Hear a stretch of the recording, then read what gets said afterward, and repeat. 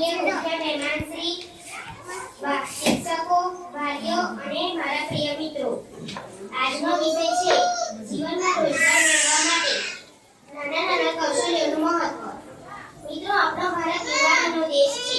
વિશ્વમાં સૌથી વધુ યુવા શક્તિ જો ક્યાં છે તો તે આપણા ભારત દેશમાં. આપણા વડાપ્રધાન શ્રી નરેન્દ્રભાઈ મોદી વારંવાર કહે છે કે ન્યૂનતમ સાધનોથી કાર્ય કરવા માટે કૌશલ્ય જરૂરી છે. જો કોઈ સીવણ કામ શીખે તો કપડાં સીવીને પોતાનો વ્યવસાય કરી શકે છે.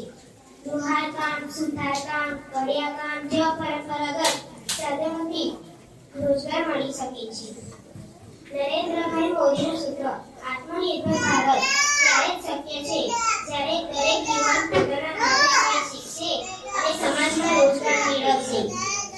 સરકારી રોજગાર મર્યાદિત છે, પરંતુ ખાનગી રોજગાર અને સ્વરોજગારની હજારો તકો આપણા દેશના ખૂણે ખૂણે છુપાયેલી છે. ભારત આજે વિકાસની દોડમાં આગળ વધી રહ્યું છે. વિકસિત ભારત 2047નું સ્વપ્ન ત્યારે જ પૂર્ણ થશે જ્યારે દરેક યુવાન પોતાના હાથમાં કૌશલ્ય લઈ ઊભા થશે. ચાલો આપણે બધા મળીને સંકલ્પ કરીએ, પરંતુ ફક્ત શૈક્ષણિક જ્ઞાન નહીં, જીવનમાં ઉપયોગી એવા કૌશલ્ય શીખીએ અને દેશના ગૌરવશાળી નાગરિક બનીએ. જય હિન્દ, જય ભારત.